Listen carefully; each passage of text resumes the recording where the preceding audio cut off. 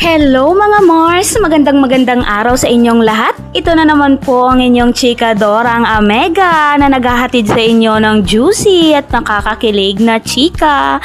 Naku mga Mars, kung akala mong masakit na ang maloko, wait ka lang. Paano kung ang lalaking minahal mo ng 5 years, iniwan ka habang pregi ka? At yung akala mong BFF mo lang, siya pala ang bubuo sa pamilyang winasak ng ex mong chonggo, guwapo. Kaya mga Mars, huwag ka nang bibitaw dahil magsisimula na ang juicy at nakakagigil pero nakakakilig na Love Chika dito lang sa Love Chika ni Mars.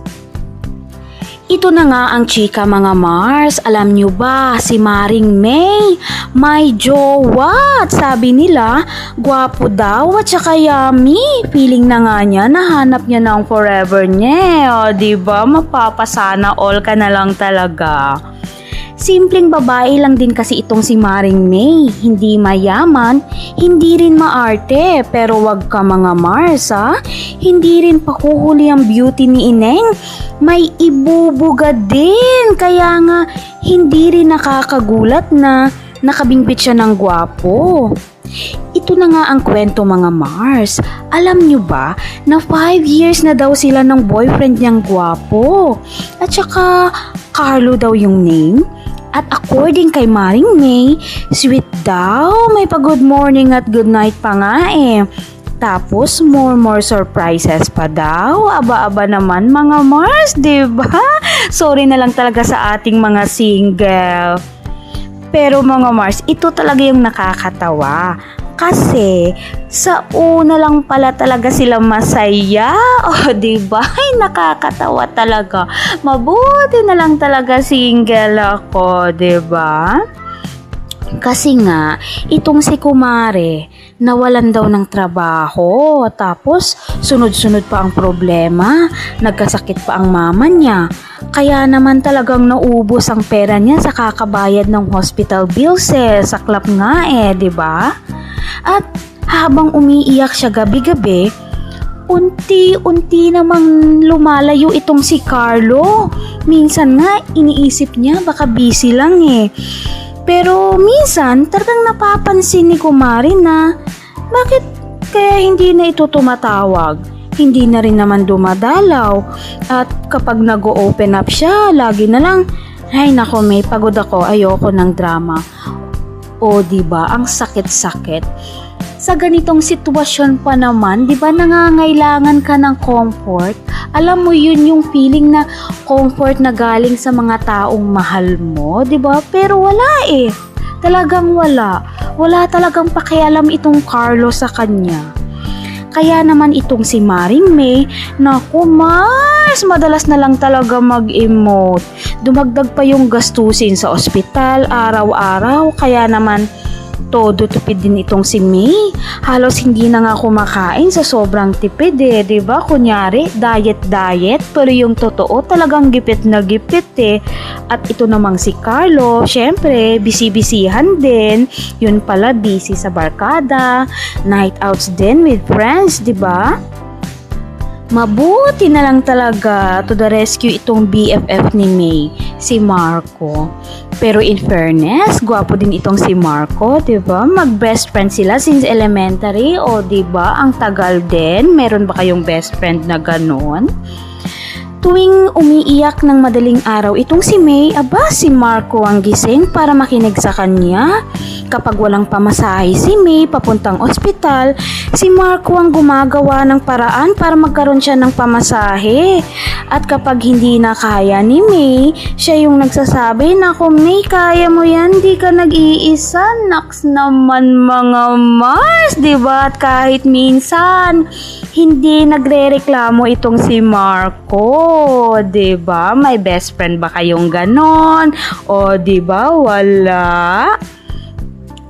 Hanggang sa isang gabi, habang nasa ospital si May kasama si Marco, syempre, 'di ba?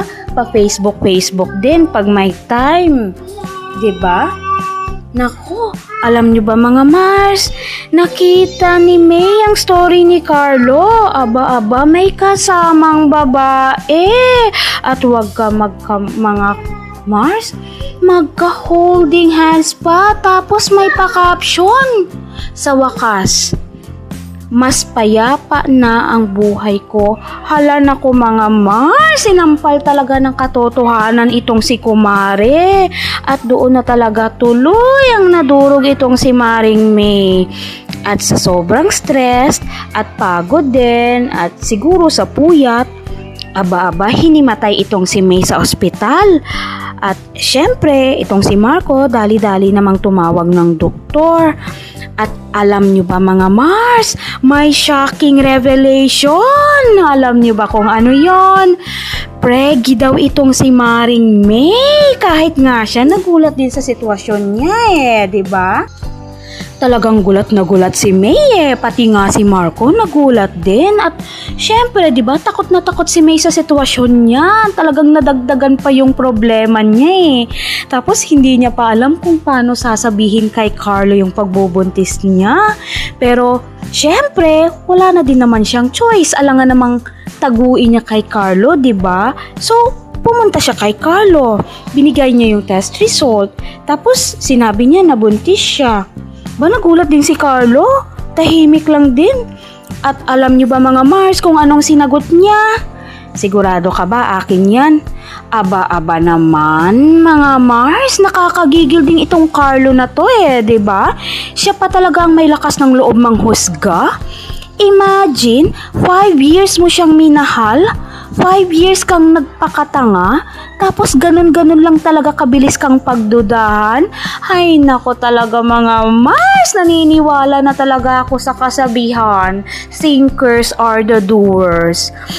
O diba? Kaya naman itong si Maring May, halos magpalamon na lang talaga sa lupa sa sobrang sakit at kahihiyan. O diba? Emote, iyak ng bonggang-bongga. At habang nanginginig siya sa kakaiyak, alam nyo ba? Syempre, diba? Isa lang talaga ang lumapit sa kanya para mag-comfort.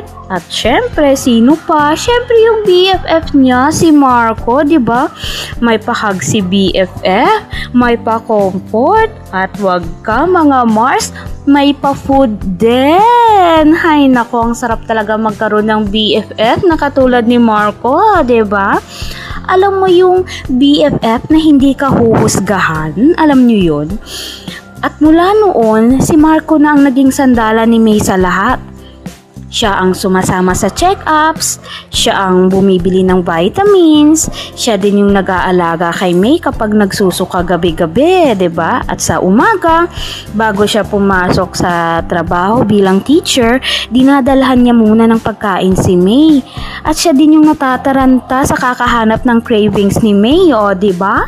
Ideal husband si BFF. Ang saklap talaga ng pinagdaanan ni May. Mabuti na lang may Marco na hindi talaga siya iniyon Tapos, hindi pa talaga matapos-tapos ang problema niya. Nadagdagan pa ulit kasi yung nanay ni May na na-ospital namatay.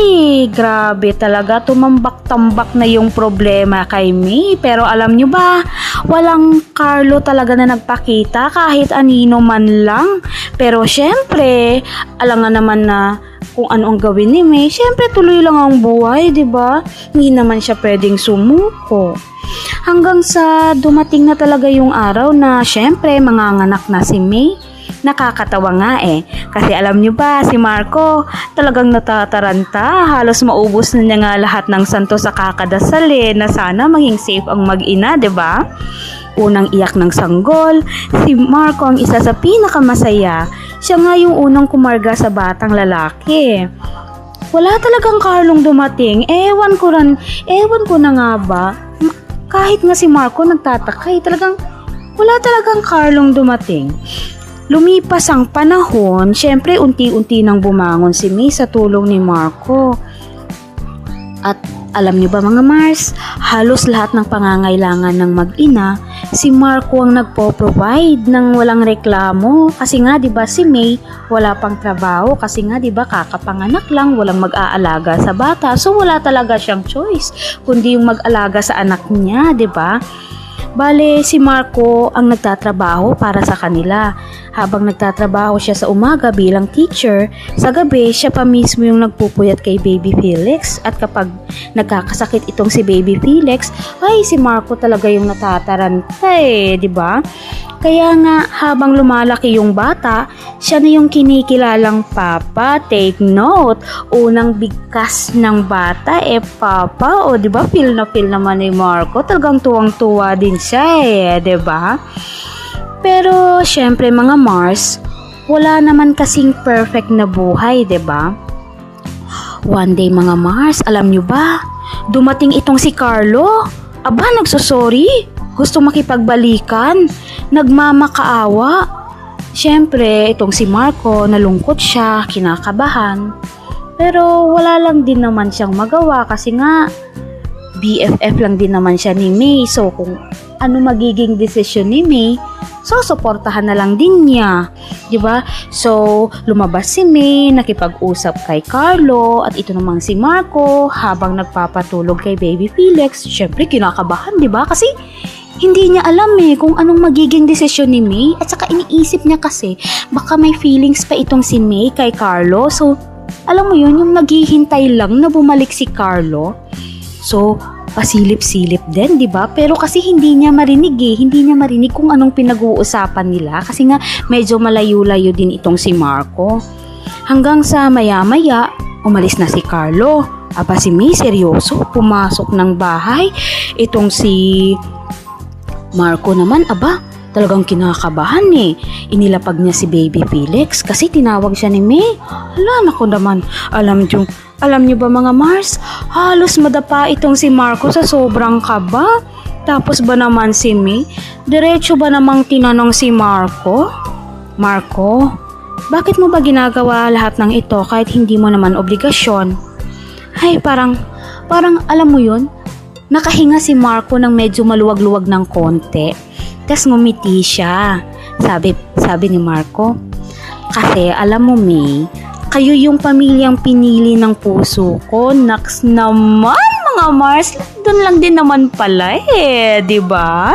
Pinili din naman pala ng puso At si May, syempre, medyo kilig-kilig din ng konti. At doon na-realize ni May na hindi din pala dugo ang basihan ng pagiging tunay na ama, kundi yung taong nananatili kahit hindi madali. Napamahal na si Baby Felix kay Marco at si May naman paunti-unti na ding nahuhulog kay Marco. At syempre, ito namang si Marco mas lalong na-inspired magtrabaho kasi alam niya na sa pag-uwi niya may batang tatakbo papunta sa kanya na tatawagin siyang Papa. At siyempre, may magandang babae na naghihintay sa kanyang pagdating. O, 'di ba? Worth it lang din ang paghihintay.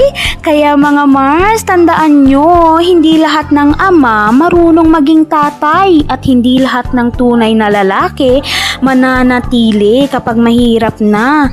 Minsan, yung taong hindi mo inaasahan, siya pala ang bubuo sa pamilyang akala mo wasak na.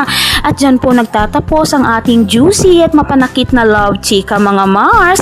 Kung kinilig ka, nasaktan o napasana all sa kwentong ito, huwag mong kalimutang i-like, mag-comment ng thoughts mo at mag-subscribe sa Love Chika ni Mars para lagi kang updated sa pinaka-juicy, relatable at nakakabaliw na Love Chika.